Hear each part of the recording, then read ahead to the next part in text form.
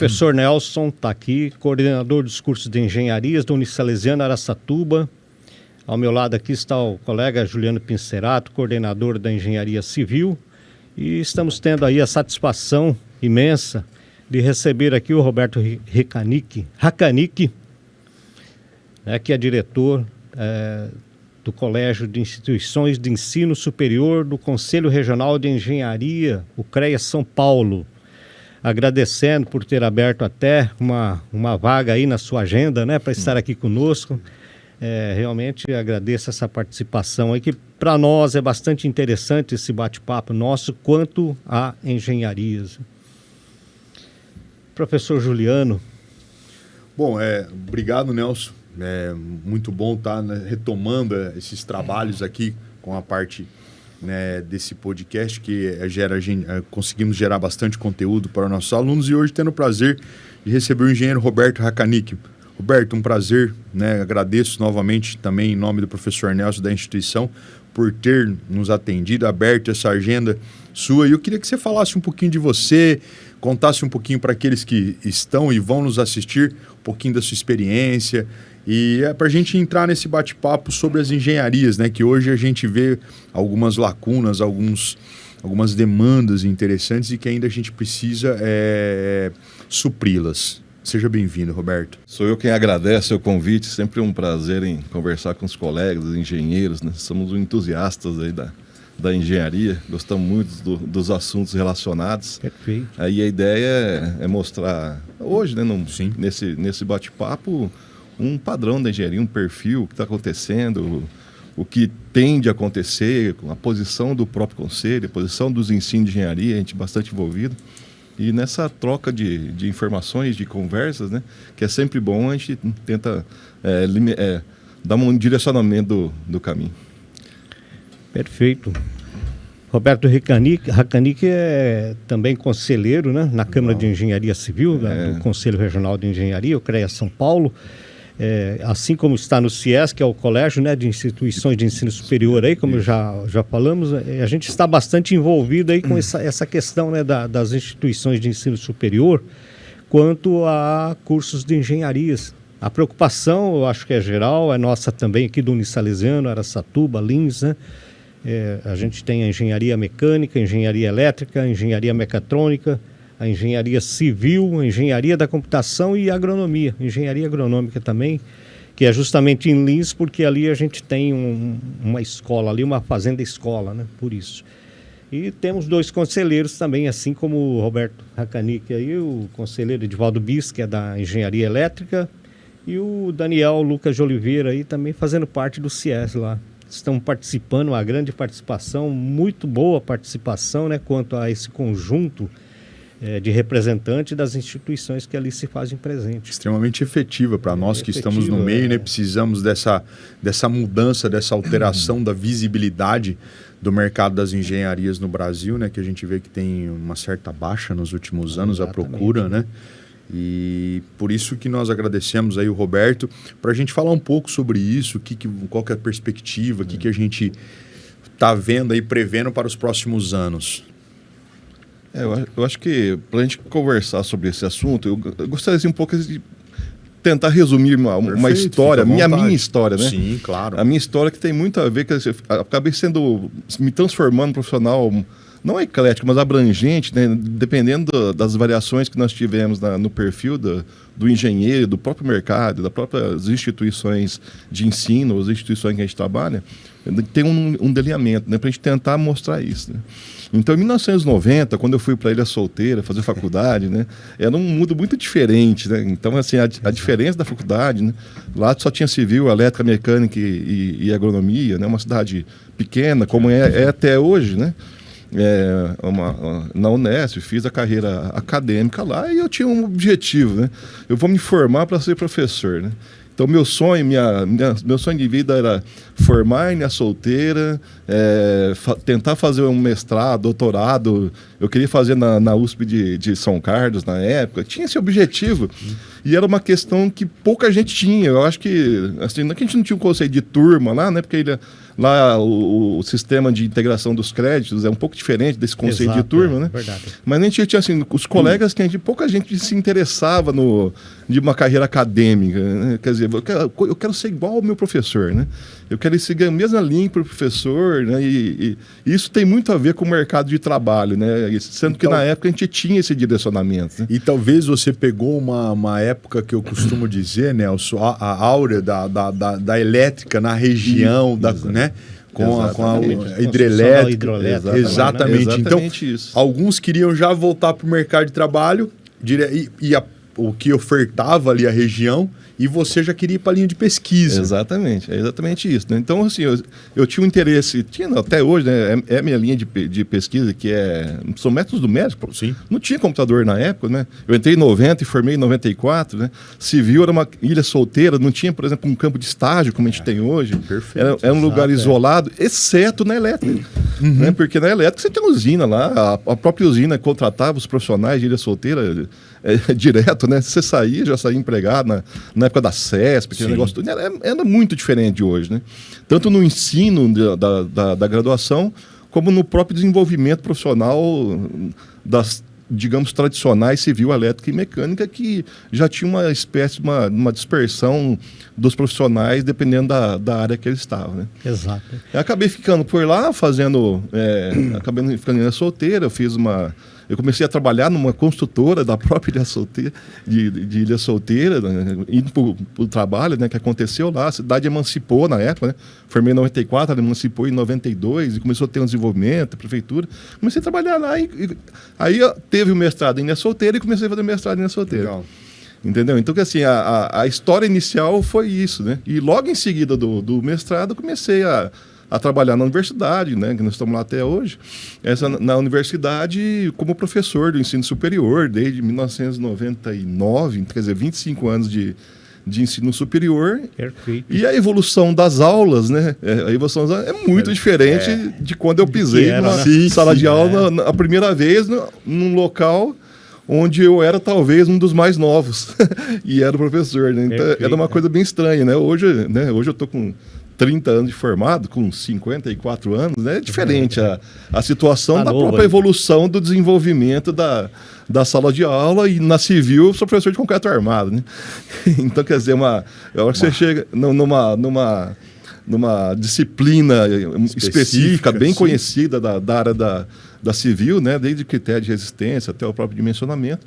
Então você começa a ter uma diferença, uma evolução dentro do ensino superior, né? E você vai desenvolvendo. O Roberto, no final quer ser feliz, né? A evolução foi muito grande, né? Porque eu sou formado em 1980, né, Raquel? Então, eu sou formado na minha época, 2000. para mim comprar uma calculadora Cássio científica era um sacrifício, rapaz. Imagine computadores. Eu ia falar da Texas Instruments, Nelson, lembra?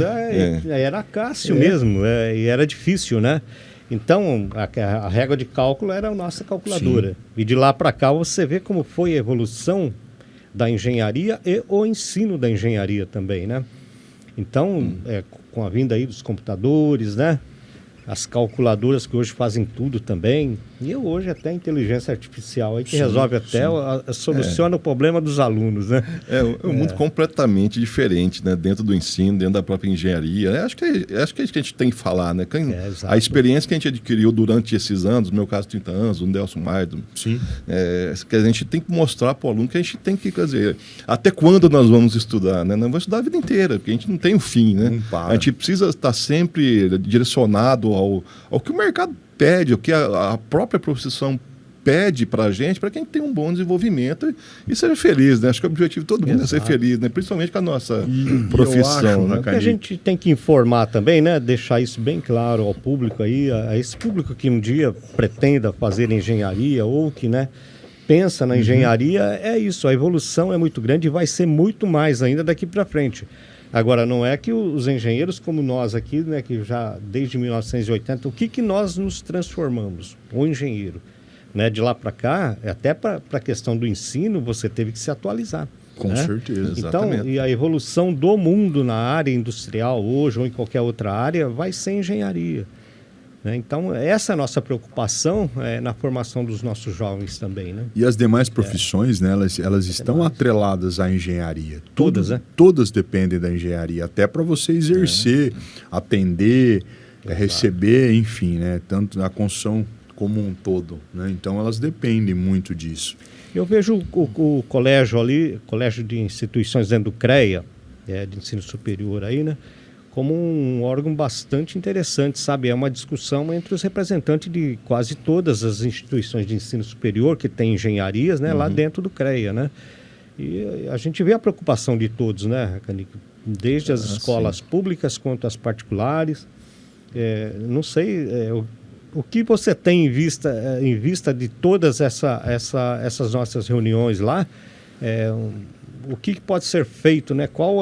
O que nós podemos estar fazendo para que consigamos reativar aí esse número de alunos para os nossos cursos, né? O CREA, né? O CREA é um órgão público federal, né? Então, quer dizer, ele não é um local público. É um lugar público de engenheiros. Exatamente. Então, quer dizer, a discussão que está lá dentro é uma questão, a gente pode usar a palavra democrática, né? Porque você tem toda quanto é questões associadas a qualquer tipo de engenharia, inclusive geociências, né? Isso. Que estão dentro do nosso sistema, né? Do sistema como foi a CREA, a gente está ali para uma discussão. Então, quer dizer, a ideia é que que a gente pense que todos nós somos engenheiros. Né? A gente não fica numa discussão de se você é civil, se é elétrico, se é mecânico, se é agrônomo. Debate, uma união, é isso, né? Uma família. Não é pode, não pode, eu posso mais que o eletricista ou o mecatrônico. Não é isso, né? E essa cultura, ela vem se desenvolvendo dentro do próprio conceito, que é ao contrário, né? Porque dá a impressão que quanto mais atribuição você tem e mais ela é restrita a você, pela tua formação, mais você separa o caminho, né? Exato. E você acaba separando as questões, por exemplo, dos profissionais e acaba até dividindo uma relação com as escolas, né? A gente costuma chamar as faculdades de engenharia de escola de engenharia. Então, quer dizer, dentro das escolas, o que a gente tem que trazer? A gente tem que trazer essas pessoas para dentro do conselho, porque é o nosso conselho, né?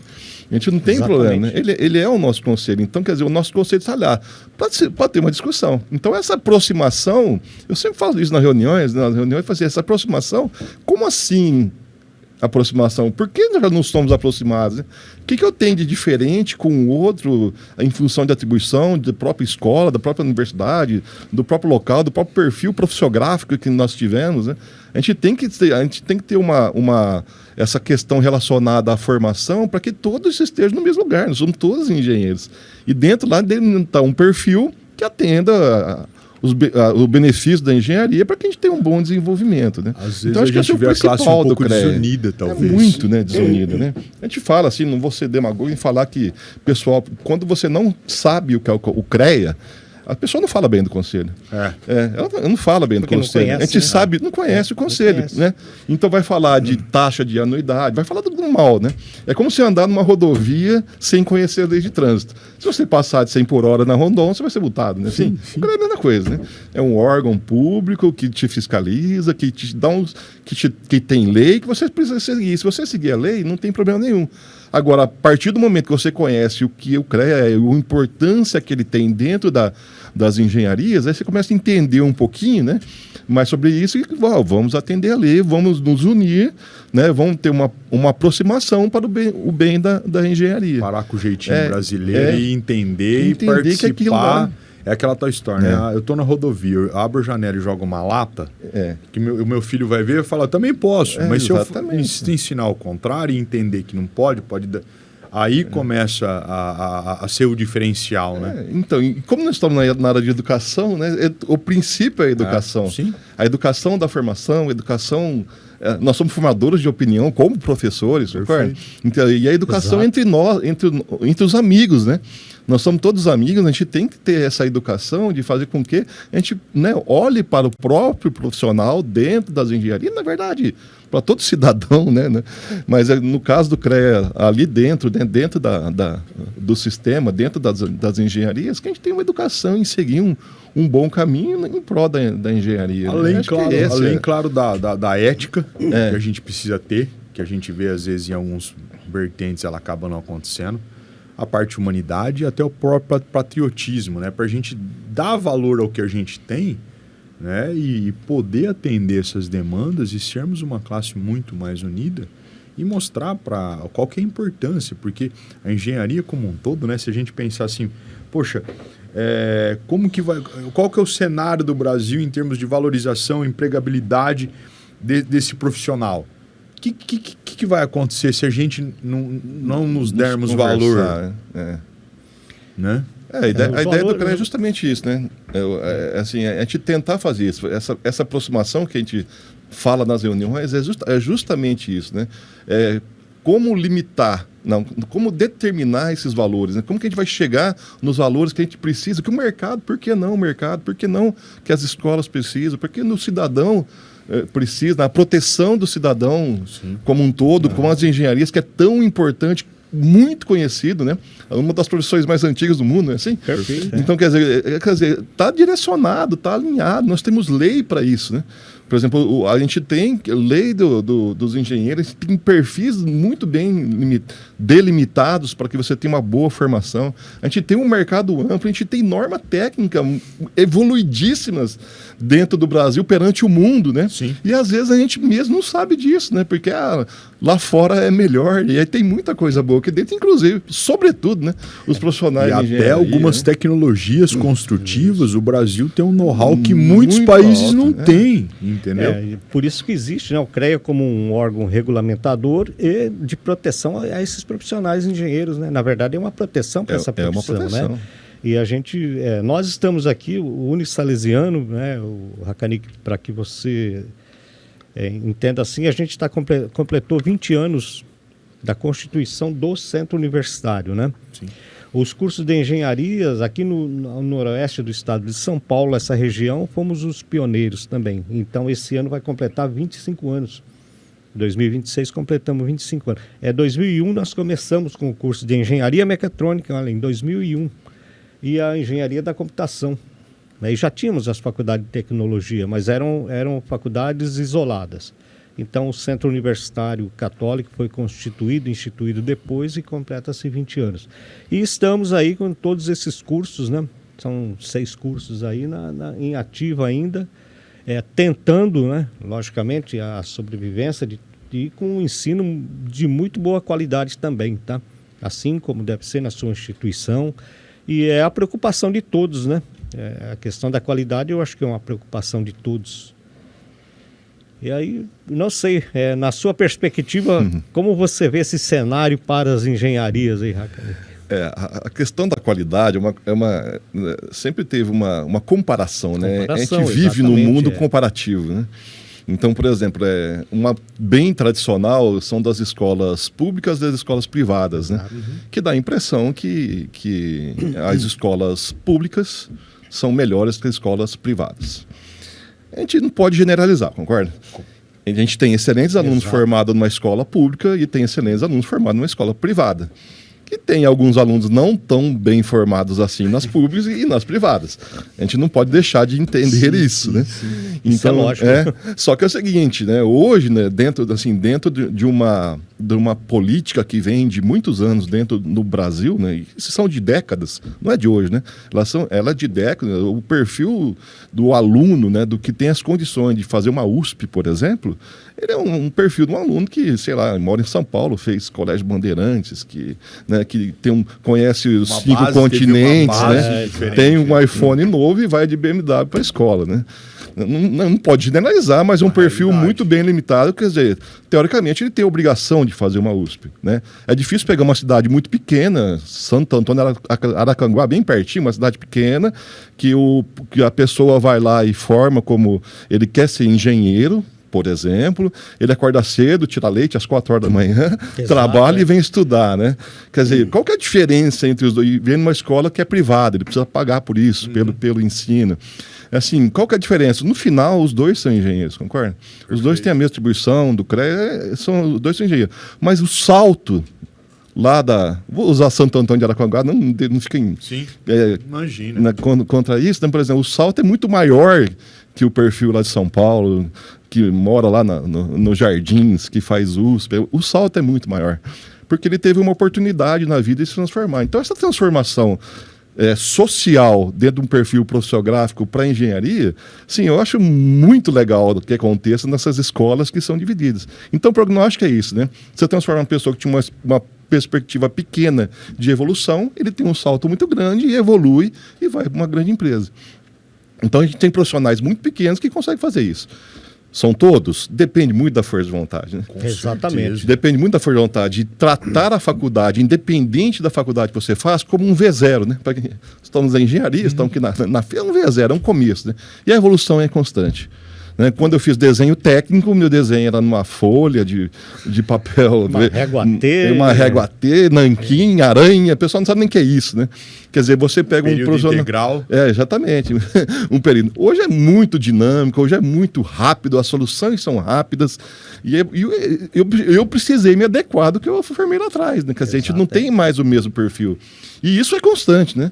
Então, a perspectiva é que os profissionais de engenharia se adequem o que aconteceu, né? Então, por exemplo, não dá para você falar hoje em engenharia civil, por exemplo, que é a minha área, falar, por exemplo, em desenho manual.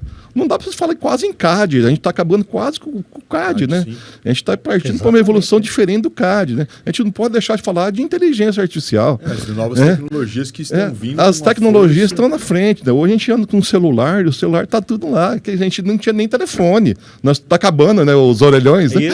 Está acabando os orelhões. Não vão ter mais. Eu falava com a minha mãe em São José do Rio Preto, né? Eu sou nascido lá em São José do Rio Preto, tinha que ir no orelhão com a ficha para falar, e hoje está acabando. Às vezes pegar fila, porque tinha muita gente. Muita gente, né? E era mais barato à noite, então você fazia uma fila no orelhão, tinha 2 em linha solteira, por exemplo. Então é muito diferente, a gente já se adequa a isso. E quem é o profissional que, teoricamente, se dá bem no mercado? É aquele que evolui, né? Sim. Que ele acompanha o desenvolvimento, principalmente tecnológico, porque nós somos uma área tecnológica para que se dê bem na carreira. Né? E assim, a questão relacionada, por exemplo, muita gente associa ao financeiro, né? Parece fácil falar que associar ao financeiro tem a ver com sucesso, mas acho que a felicidade, eu gosto muito da palavra felicidade, né? Porque a partir do momento que você é feliz com a sua profissão, vira uma consequência. Depois que você consegue, parece fácil, né? É fácil falar. Exato. Mas assim, a partir do momento que você faz, você gosta daquilo, percebe que aquela condição te faz bem, melhora muito, né? Você consequentemente vai se dar bem. Você quer sempre evoluir. Exatamente. Você quer sempre evoluir, você gosta de sempre evoluir. A partir do momento que você quer sempre evoluir, você vai procurar a faculdade, não vai falar para o seu filho, para o seu colega, engenharia é legal, é assim, assado, né? Vamos conhecer o que é engenharia, vamos conhecer o CREA, né? Vamos ver o que o CREA faz, né? Que é fazer, e não só o que tem de malefícios na profissão, ou no conselho, ou em qualquer lugar, né? Ou no mundo, né? Então, que a gente falar de uma situação benéfica, né? uma agenda positiva da profissão é sempre bom, né? É sempre bom, né? Isso que nós temos que falar, né? Temos que mostrar também o que é engenharia, né? Com certeza. De uma forma geral. Não especificando nenhuma das áreas, mas todas elas, né? E os profissionais também, né, Nelson? Porque, assim, os profissionais eu falo para os alunos isso. Gente, um dia que você tiver um engenheiro, ele fala assim, não faz engenharia, não. É ruim, não serve para nada, tá mal, pelo amor de Deus, né? Ele é o frustrado. Ele é o problema, não é você o problema. Sim, ele não conseguiu o que ele quer. Ele precisava estudar, ele precisava avançar, ele precisava acompanhar o mundo, ele precisava, né? Porque não faz muito sentido você falar mal da sua própria profissão, independente do que aconteceu na sua. Se você falar mal do lugar que você trabalha. Exatamente.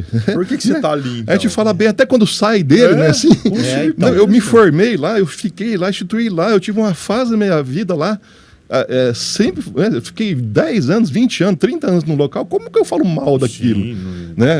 A minha situação dentro da profissão, dentro do trabalho, dentro da escola, onde eu caminhei, não é falar mal do passado, né? Na verdade, foi uma parte da vida que eu certamente evoluí, né? Não tive nenhum tipo de regressão relacionada a isso. Então virou uma coisa cultural, né? Então as discussões estão tendenciando a isso. A engenharia, né? Ela é muito cultural, isso, né? É aquela questão até na situação construtiva, né? Quando você vai fazer a aplicabilidade de um material novo, de uma metodologia nova, porque ligado às tecnologias, né? Eu vejo também, Hakani, que a situação que o profissional em execução dentro da graduação, ele esquece que se ele não tiver a teoria, não tiver o entendimento do que ele está estudando, por exemplo, entrando na sua área, concreto protendido, Certo. concreto armado, vamos dizer assim, o YouTube ou ou qualquer outro canal que seja, não vai te ensinar a teoria de como calcular, entendeu? Então eu vejo isso, que a gente ainda parte da questão tradicionalíssima da teoria e dessa aplicabilidade associada às tecnologias que estão vindo para nos ajudar, para minimizar tempo, né? Então, assim, a gente tem que valorizar realmente as engenharias, falar o quanto elas são importantes, né? A gente tem que vestir a camisa, a gente tem que levantar essa bandeira, porque a gente ainda parte de um princípio, que eu vou fazer uma ligação quanto a uma precificação, que é o que a gente tem falado em questão de valorização. Uma prostituição no quesito de cobrar. Exatamente. Então, assim, como que eu vou mostrar para você, né, ou o Nelson, o próprio Hakanik, que nós somos engenheiros, que nós somos felizes na nossa profissão, se a gente não dá valor a ela? Exatamente isso. Isso mesmo. É exatamente isso. Mas Então, é muito interessante isso. A gente, dentro das áreas da engenharia, a gente fala na área de conhecimento que a gente tem, né? Nós estamos nos envolvendo em todos os setores, em todas as áreas profissionais. A engenharia está em qualquer lugar, né? Perfeito. Em todo lugar. Porque a gente vê aí hoje um grande número de alunos que trabalham na área de automação aí para a questão do agro. Eles têm que entender do agro para poder aí especificar, projetar um equipamento. Então eles têm que entender daquela área. Entra na área da medicina para você ver, não é isso? Ele está lá também. Os equipamentos são projetados por engenheiros, mas se ele não conhece a área, não sabe da área, ele não vai fazer nada também, né? Então, esse mercado é o que a gente tem que mostrar assim, bem definido o que é a engenharia. E que, pegando esse gancho do Nelson, Hakanik, eu pergunto para você assim, que você pode, você que também está na área voltada no ensino superior, quais seriam essas novas demandas do setor produtivo? Quais as competências que hoje a gente, ou que o próprio empregador valoriza para um engenheiro? Você que está mais ativo num centro maior, eu digo, para a gente tentar fazer um link. Vou tentar usar o poder de síntese, porque senão a história fica muito longa, né? É assim, tentar fazer um poder de síntese. Mas assim, eu tenho assim, tem duas questões assim, eu gosto muito de falar sobre isso, né? Uma primeira é que eu tenho 17 anos de ensino no curso de medicina. Aí a pessoa, quando eu falo isso, a pessoa olha curso de medicina, você dá aula assim, o que um engenheiro olha que legal. faz no curso de medicina? Eu falo assim, eu dou aula de medicina baseada em evidência. Medicina baseada em evidência é uma mistura de metodologia de pesquisa, né, que a gente aprende em qualquer faculdade, né, regulamentada. Né, você precisa saber o que é. Você precisa fazer um estudo, um estado da arte, como é que está aquele determinado assunto naquele momento, e aplicar isso de uma forma estatística. Mas de uma forma estatística que o modelo numérico na medicina não é tão importante assim, mas o resultado é muito importante. E saber de onde veio é mais importante ainda. Então, o que a gente ensina para os médicos, né, que serão médicos? E interpretar por que o exame de colesterol, sei lá, aqui tem aquele limitador lá que hoje é 180, por exemplo, para estar normal. De onde que veio esse 180, né? Veio de um estudo, de uma história, de uma evidência. Dentro de uma evidência estatística, a gente mostra isso de uma forma diferente da engenharia. Só que para falar isso, eu precisei estudar estatística. Machine learning. Então, quer dizer, eu precisei estudar estatística. Onde que eu aprendi isso? Na engenharia. Então, para o engenheiro falar isso para os médicos é muito fácil.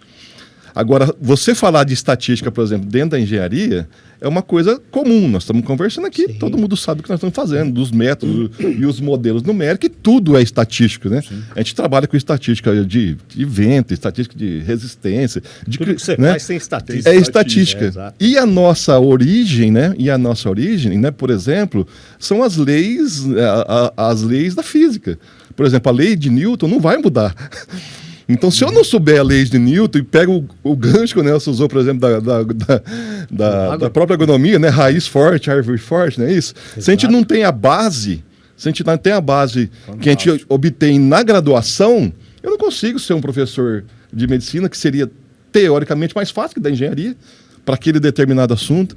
Eu tenho uma raiz de formação que a gente aprende na graduação, com os professores, né, dentro da instituição de graduação, que dali para frente é uma evolução. Ou seja, eu tenho uma base, uma raiz forte, eu tenho uma base forte. A partir do momento que você tem a base forte, qualquer problema que a gente vai ter, né, de mercado, que eu preciso suprir, que a pessoa precisa chegar num nível, respondendo a tua pergunta, né, eu consigo evoluir muito rápido. Sim. Né? Às vezes não tem, com as ferramentas que a gente tem hoje, a evolução é muito rápida para chegar naquilo que o mercado exige. Né? Exige. Que o mercado, exatamente, a palavra é essa, que o mercado exige naquele momento. Exatamente. Naquele momento. Agora, se eu tenho uma... E se eu tenho não é uma dúvida, é uma dívida com a minha formação da graduação, eu preciso dar um passo atrás, recuperar aquela dívida para dar outro passo à frente para evoluir. Então são vários sistemas, né? E quanto mais passos atrás você tem que dar nas engenharias para você ter a sua base, né, para você chegar na sua base, né, mais você vai demorar e mais fora você fica do mercado. Sim. Concorda? Então, quer dizer, a gente tem essa visão, né? Que o mercado pede? Pede profissionais de engenharia que resolvam isso rápido, de uma maneira inteligente, né? A inteligência artificial, os métodos numéricos, o uso do computador, o uso dessa tecnologia toda que nós estamos aqui hoje. Quer dizer, a partir do momento que você usa toda essa tecnologia, mas não esquecendo que eu preciso saber da lei de Newton, porque ela não muda, do primeiro contato que eu tive, e eu faço essa evolução, eu consigo chegar onde quiser.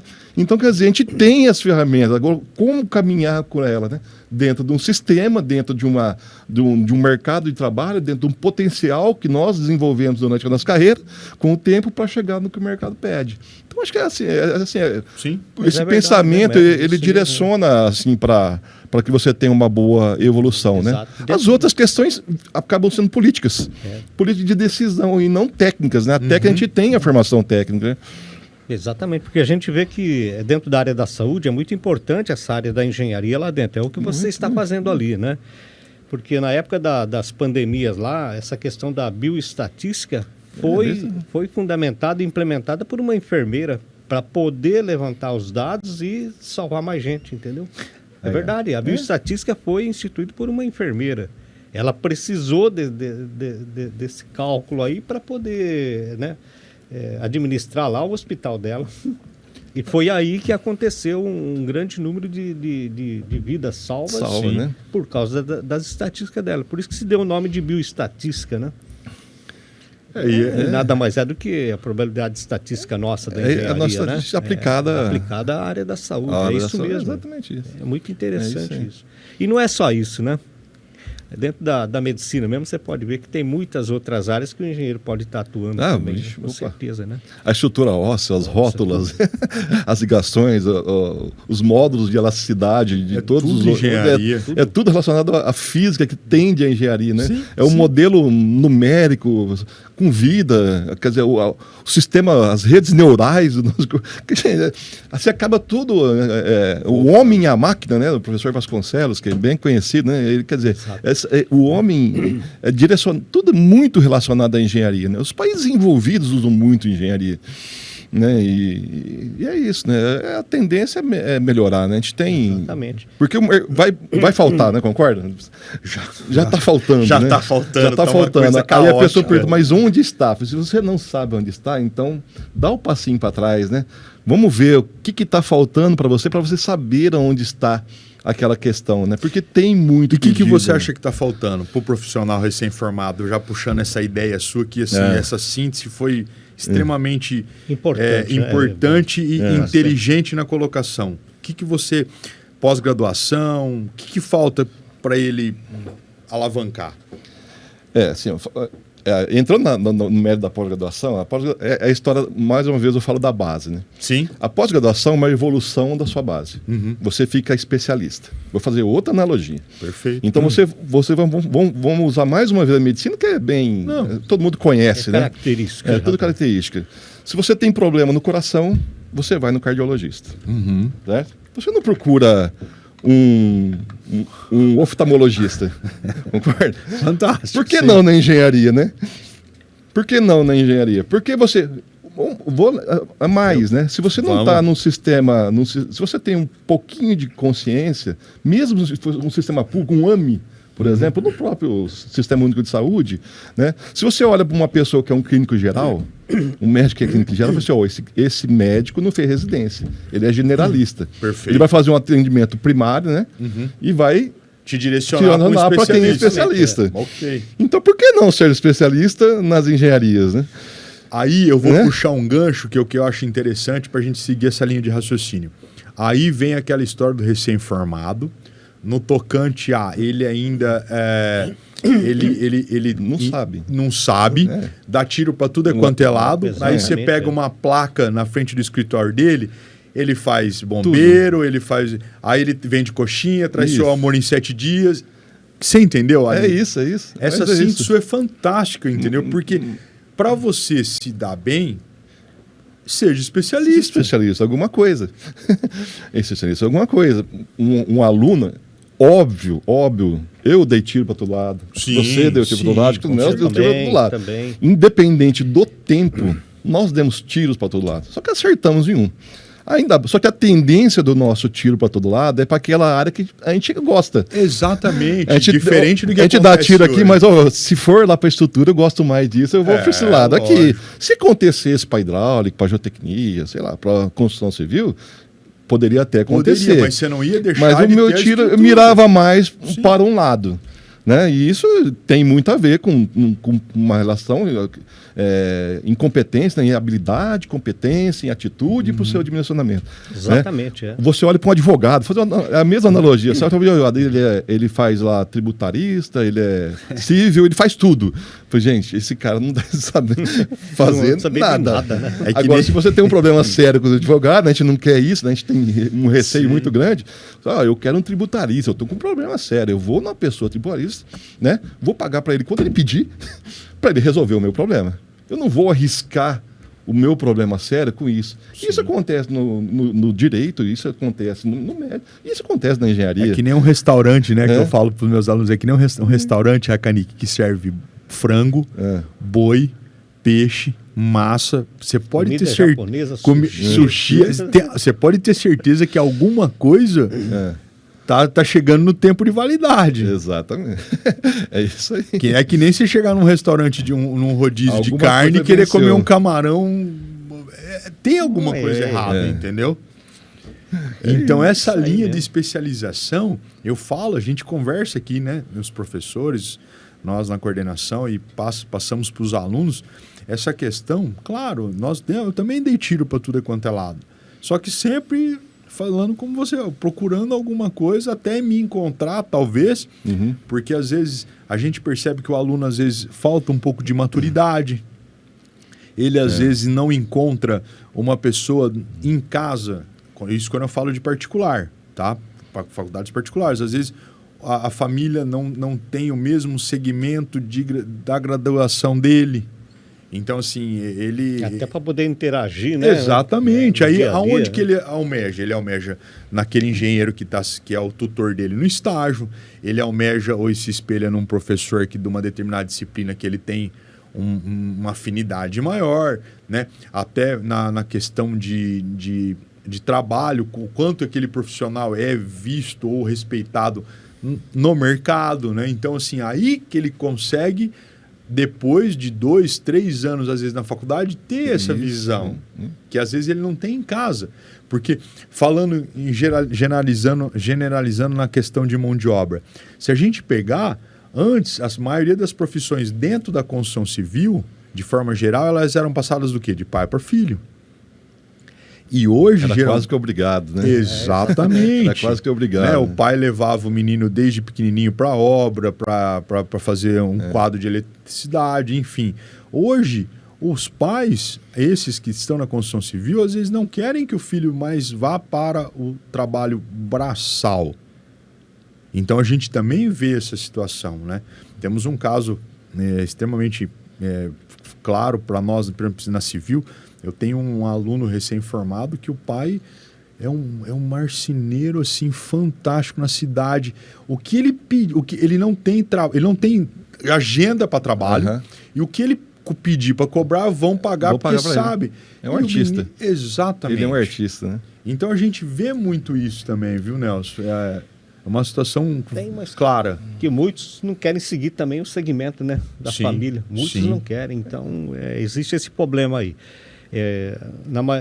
Logicamente, na sua instituição, como a nossa aqui também, eu acho que nas engenharias, 100% dos nossos alunos são trabalhadores, né?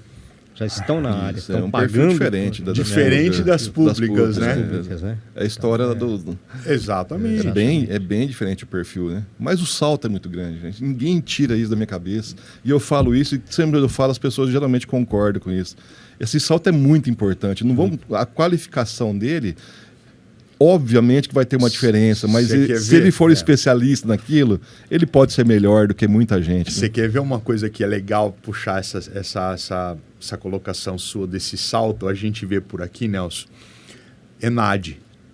Você pega um aluno de ENAD numa escola pública, o salto de aprendizado dele, o IDD é pequeno em relação ao salto de DD de um aluno que vem de uma escola particular, porque ele vem muito cru, talvez. Então a gente vê essa evolução no IDD dentro do ENAD. Isso é interessante para pontuar nesse salto seu, Racanini. O ENAD, um dos objetivos do ENAD é justamente essa, avaliar, né? É que a própria instituição tem essa leitura, né? Sim. Tem essa leitura de evolução. Eu tenho assim, como eu vou dizer assim, né? Vou falar da área civil, nós estamos falando de engenharia, vou dar um exemplo da civil também, que quando a gente fala da gente, eu sempre falo isso também, é meio suspeito, né? Sim. É meio suspeito, mas assim, eu vou falar, né? De mim mesmo, né? Mas assim, a história de dar tiro para todo lado, de 1994, quando me formei, de querer ir para a área acadêmica, fui para a área acadêmica, me transformei em professor. Quando os alunos falam que um bom professor, gosto, aí eu acredito, né? Agora, quando eu falo, não é muito bom, mas quando eles falam, a gente começa a acreditar que a gente fez um bom papel, né? Dentro da engenharia. E dentro dos projetos, das atitudes como engenheiro, também. Né? Paralelo ao ensino superior, eu sempre tive um escritório de engenharia que faz projetos de estruturas. Então, eu tenho aí vários prédios projetados, com a minha RT, com a minha responsabilidade, prédios construídos no estado inteiro, e várias edificações, e meu escritório vai muito bem. Sempre foi muito bem. Né? Sempre muito bem. E eu fazia obras particulares, tem coisa aqui em Araçatuba, tem coisa em Rio Preto, tem coisa em São Paulo, tem no estado inteiro. E eu tendenciei ele a uma companhia pública, que é a CDHU. Então, hoje eu trabalho muito para a CDHU. Então, o meu tempo hoje é muito grande em relação a todas as outras atividades, ao CREA, a própria universidade, é voltada para a CDHU. E lá, né, a gente tem que se desenvolver da mesma forma que a gente se desenvolve mesmo estando dentro. O que foi acontecendo lá dentro? As pessoas que faziam o que eu faço acabaram, ou aposentavam, ou acabava a própria vida, né, falecia. Quer dizer, e não tinha uma substituição da pessoa que estava acostumada a fazer aquilo. Entendi. E a gente não consegue treinar uma pessoa ali dentro para chegar num ponto para atender. A própria companhia, ela espera a vez do projeto dela, por exemplo, para eu atender, do que para fazer para uma pessoa para ter que ir lá e fazer de novo, independente de onde ela esteja, percebe? Exato, é verdade. Então, quer dizer, isso é uma questão que vem acontecendo cada dia mais. Né? Então, onde eu queria chegar é o seguinte: quando eu formei em 94, não tinha computador, né? Tinha lá um computador, né? Tinha chegado lá em Ilha Solteira um 286, que ninguém relava naquilo. Né? Não podia nem chegar perto. Não tinha nem chegar perto disso em 1994, né? E tá bom. E eu sempre, como eu falei aqui no começo, interessado com o mestre numérico, com programação, com computador. Gosto disso até hoje. Né? Bom, tem um tal de CIPCAD, que é bem conhecido, um programa de cálculo estrutural, que é um programa espanhol que veio para o Brasil. Ele veio na década de 90 e em 94 chegou ainda solteiro. Vou mexer nesse negócio aí, dentro do departamento. Daí comecei a mexer aquilo. Era em DOS, era... Né? Hoje existe o CIPCAD, até hoje é muito conhecido no mundo, né? Mais que o software brasileiro. E ele foi evoluindo com o tempo e eu trabalho muito com o CIPCAD. Eu gosto muito, por quê? Porque eu entendo o que ele faz. Legal. Né? Quanto que eu entendo? Eu falo para os alunos assim, ó, eu entendo 20%, mas só? Eles sabem o tanto que eu entendo. Eu falo assim, só, cara, porque ele tem que entender. Eu quero que o software, né, seja utilizado como uma ferramenta para eu fazer. Porque eu não vou ficar lá desenhando, não vou ficar calculando na mão, só que eu sei fazer na mão. Só que eu sei a resposta. Quando ele me dá uma resposta que eu acho que não é aquela que eu quero, eu tenho que descobrir por que ele deu aquela resposta, né? Ver se não mudou alguma coisa. Mas como a lei de Newton não muda, né? O que ele mudou e o porquê que mudou. Né? Se mudou norma, se mudou algum critério e vai evoluindo. Percebe?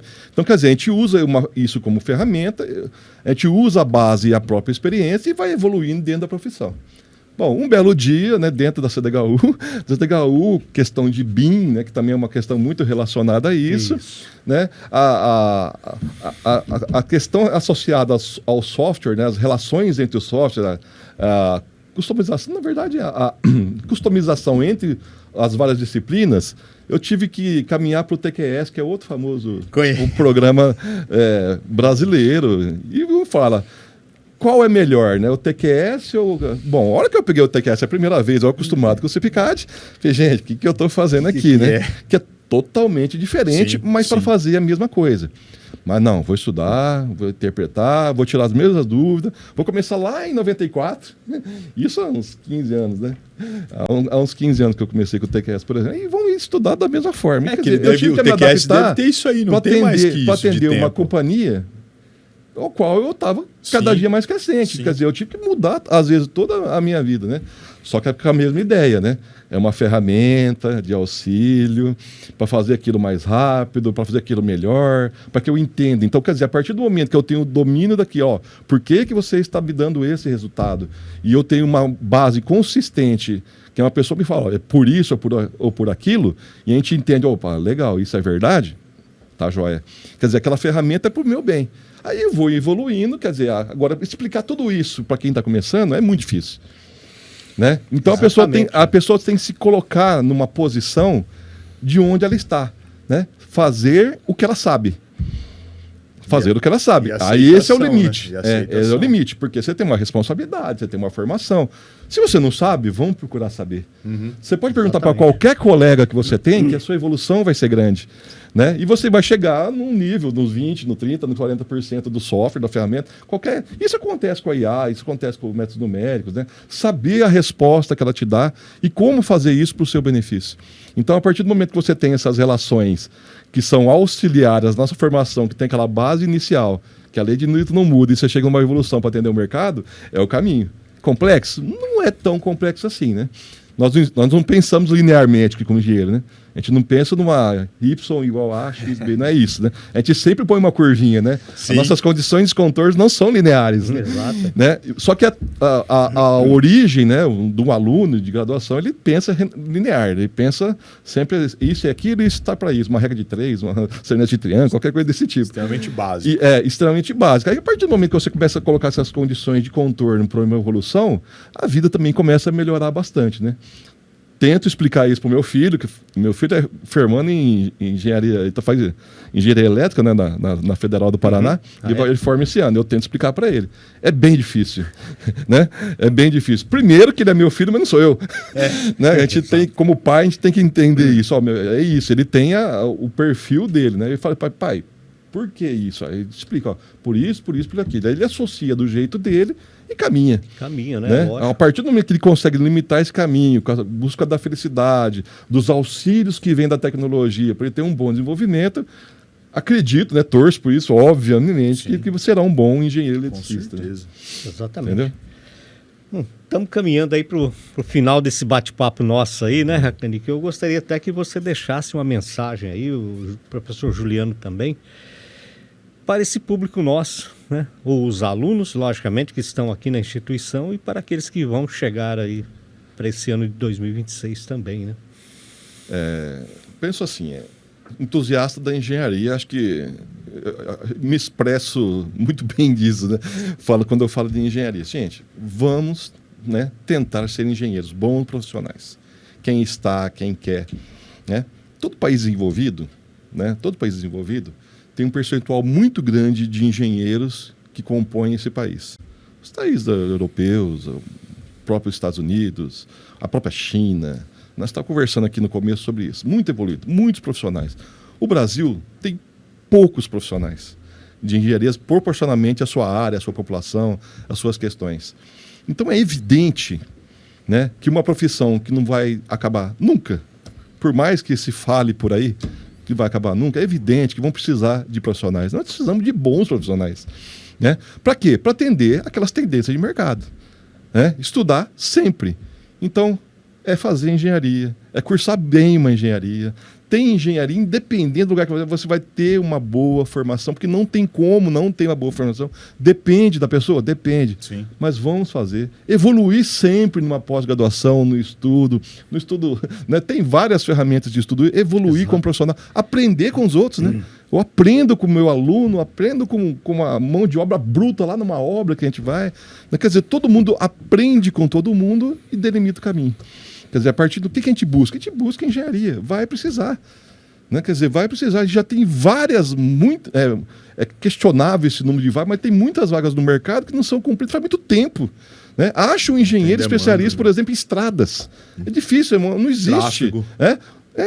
Exatamente, e não existe, né? Por que isso? Sendo que sempre teve um diagnóstico dentro da engenharia que teve um prognóstico de bons profissionais para resolver esses problemas.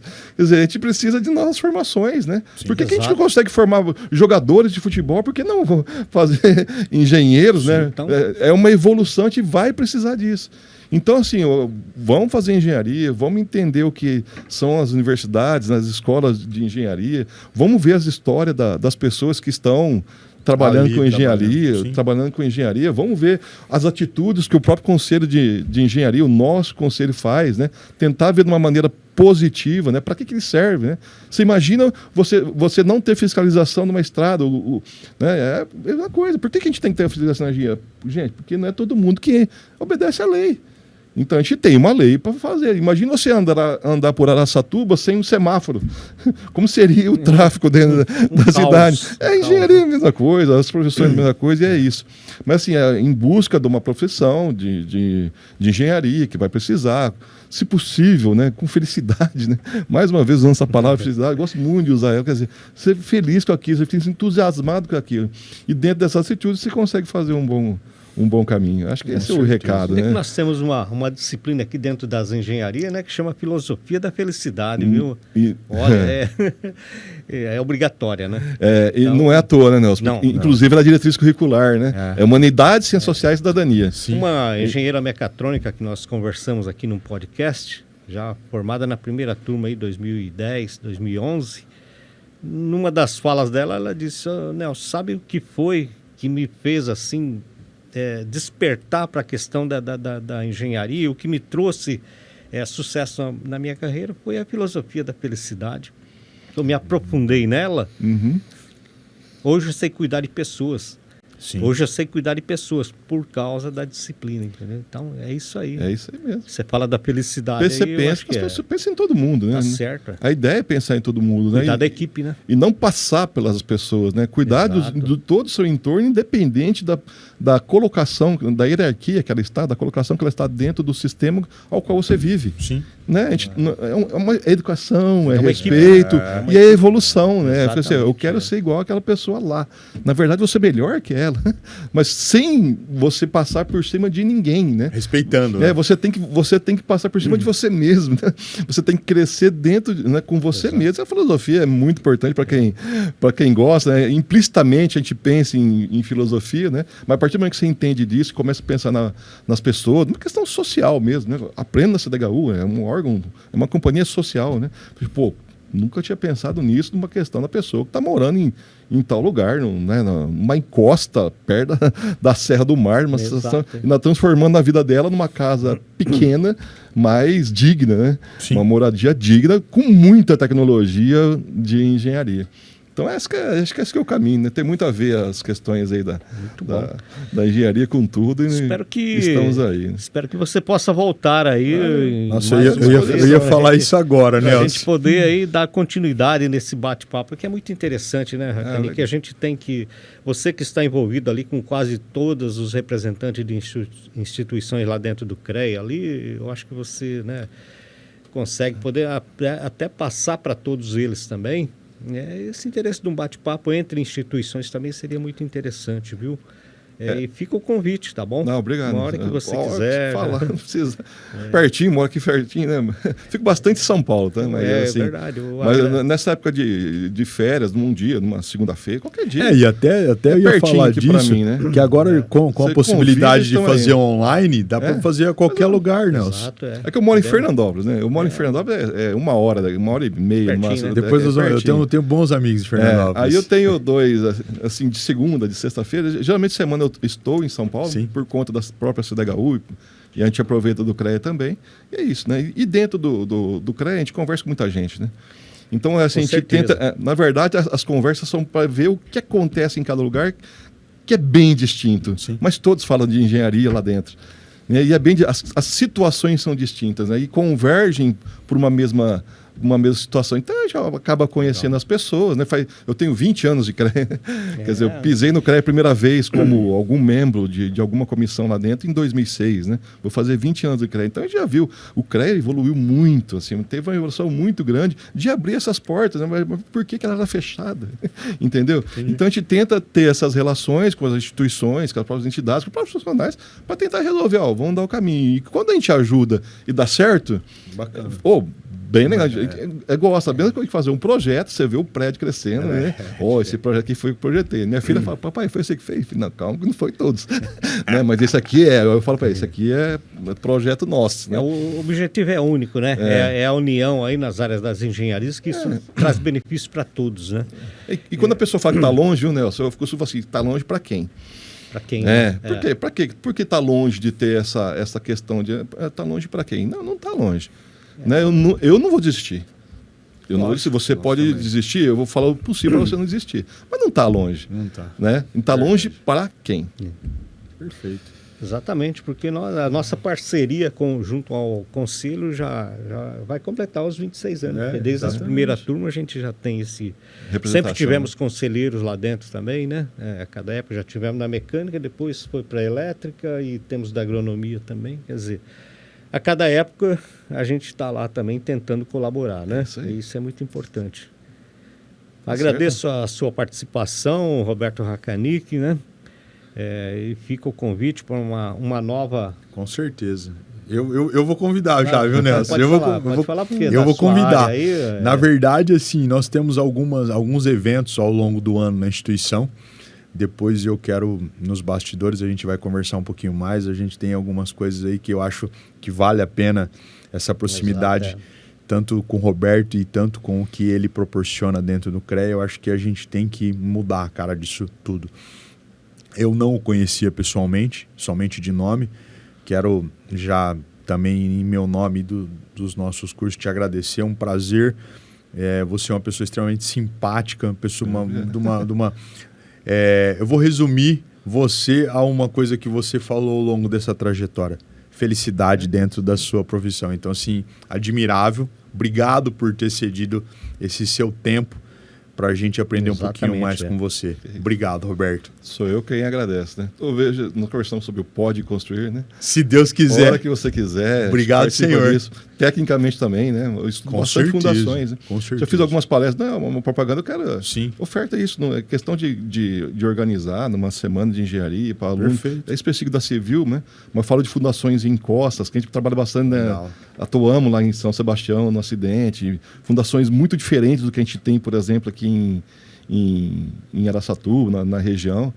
Tem várias situações que a gente pode falar, mas sempre sou eu quem agradeço. É sempre um prazer falar em engenharia em qualquer lugar do estado e nós não vamos desistir, né? Nunca. Em busca da felicidade aí, de todo, dentro de todo o contexto aí que a gente tiver.